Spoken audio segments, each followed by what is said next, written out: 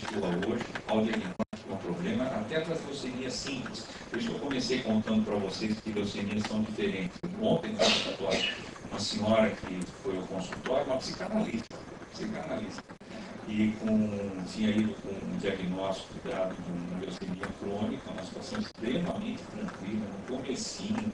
Essa mulher deve ter aí, sem tratamento nenhum, no mínimo uns 10 anos para pensar em tratar. Né? E assim, apavoradíssima pelo nome leucemia, depois eu expliquei tudo, ela falou assim, mas por que a minha mãe achou uma leucemia? Porque isso traz uma conotação muito negativa. Sei lá. Eu acho que isso que você falou é importante. Talvez colocar isso é uma doença curável. O segundo ponto é o seguinte. Uma vez eu vi num caminhão, aquelas coisas que tem atrás do caminhão escritas, das mensagens, e que eu resolvi que ia ser o lema da nossa equipe. Né? E o lema da nossa equipe virou aquilo que estava escrito no caminhão, que dizia assim, tentar sempre, desistir nunca e ganhar às vezes. Né? Então, hoje em dia, você tem uma doença desse tipo, tem que ir embora, vai fazendo, tem que fazer, tem que ir, porque existem todas as situações, entendo administração, entendo saída, essa saída tem que ser procurada. Segundo, não imaginar que o fato de não ter saída hoje tem saída amanhã. Então tem que manter o indivíduo bem. O exemplo que eu dei para vocês é esse jogador de futebol. O cara, por 2 anos, ele poderia estar jogando bola. Né? Podia ter morrido no transplante. Muitos morreram no transplante 1 ano antes do remédio ser lançado. Então, acho que essa questão ela tem que ser levada em consideração das pessoas. E a última coisa aqui no tratamento que é importante das leucemias é a chamada terapêutica de suporte. O que é isso? Dieta, transfusões, coisas que são importantes no tratamento do fluxo. Vamos lá. Bom, então agora nós vamos falar um pouquinho de cada uma, porque eu falei tudo em geral, e cada um de vocês pode ter um interesse específico em alguma delas. Então eu vou tocar um pouquinho em cada uma, pode ser que um outro não esteja aqui, depois a gente discute. Então a primeira delas é a leucemia mieloide crônica, ela ocorre em 1 a 2 casos a cada 100 mil habitantes por ano, né?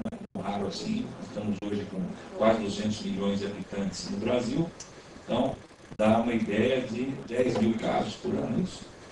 200 milhões, 2 casos por 100 mil, tira 0,0, é isso mesmo. Tá? 10 mil casos por ano. Né?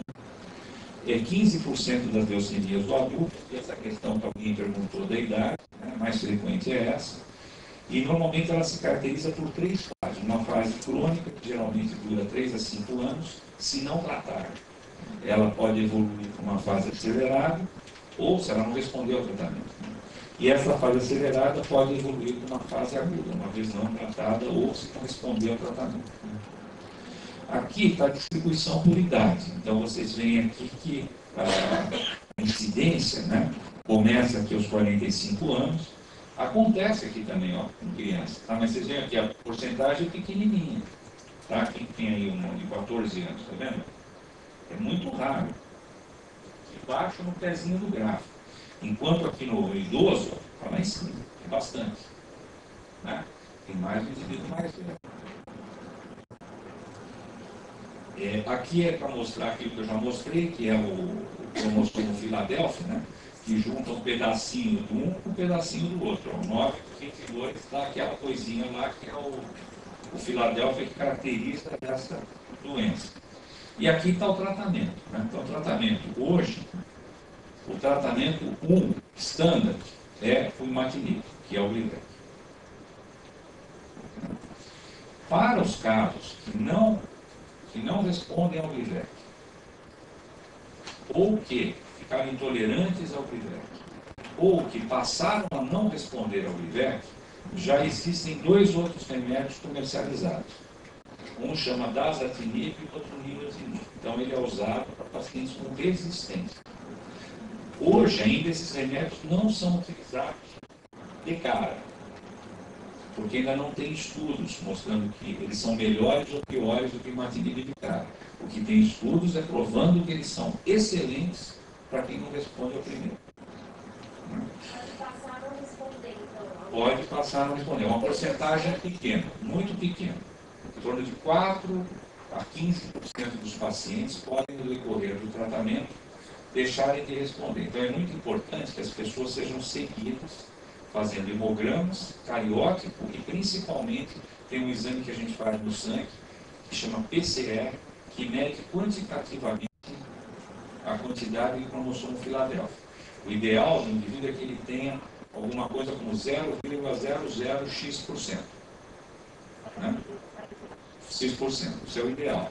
Se não tem isso, tem que aumentar a dose do Gleevec. Se não melhora com isso, tem que trocar por um remédio desse tipo, antes da doença voltar. Cada 6 meses, isso Cada 6 meses está ótimo. Tá? Não, a gente faz em primeiro lugar só o cariótipo, que é quando o cariótipo é aquele que eu mostrei para vocês. Quando o cariótipo fica negativo, não adianta fazer o quantitativo, quando ele fica negativo, aí começa a fazer o quantitativo. E aí se faz só o quantitativo, e uma vez por ano, cada 2 anos, se repete o cariótipo. Doutor, isso vale para linfoma também? Não, isso aqui nós estamos falando só de leucemia. Hoje o tema é só leucemia. Tem outros, ainda fora esses aqui, que já são novos, tem outros ainda que estão em estudo. Outros mais novos ainda que estão sendo estudados. Ainda se usa transplante de medula óssea. Então, por quê? Porque se usa transplante de medula óssea para quem não respondeu aos remédios. Né? Por exemplo, você começa a dar o remédio e passa-se um ano, o indivíduo continua a Filadélfia 100%. Passa por outro remédio, não adiantou nada, transplante. Mas para quem responde, geralmente não tem sido utilizado. Por que acontece isso? Por causa de resistência, mutações que acontecem no decorrer do indivíduo. Por isso que precisa fazer isso que nós conversamos, segmento laboratorial. A aguda, o transplante, ele é mais indicado depois do que vai A leucemia aguda, não a leucemia aguda da transformação da mieloide crônica. Isso, ou a leucemia aguda. Não, quando ela é crônica, O transplante é muito ruim. Quando a doença é aguda, o transplante é muito ruim. Então, por exemplo, quando o indivíduo vira aguda, ele tem leucemia mieloide crônica, se transforma em aguda, o ideal é você usar um desses remédios, todos, botar ele em remissão e aí ir para o transplante. a última coisa que tem é o transplante. É discutível isso, porque você pega, por exemplo, vamos imaginar que você pega uma criança de 12 anos de idade, que tem leucemia mieloide crônica, um irmão exatamente igual, né? Você tem esse problema de fazia dessa, se você falar em cura funcional, tem que tomar remédio o resto da vida, ele tem as condições ideais para o transplante, porque ele é jovem, tem irmão igual, etc. e tal, e aí você fala, e o que você vai fazer? Você vai discutir com a família, né?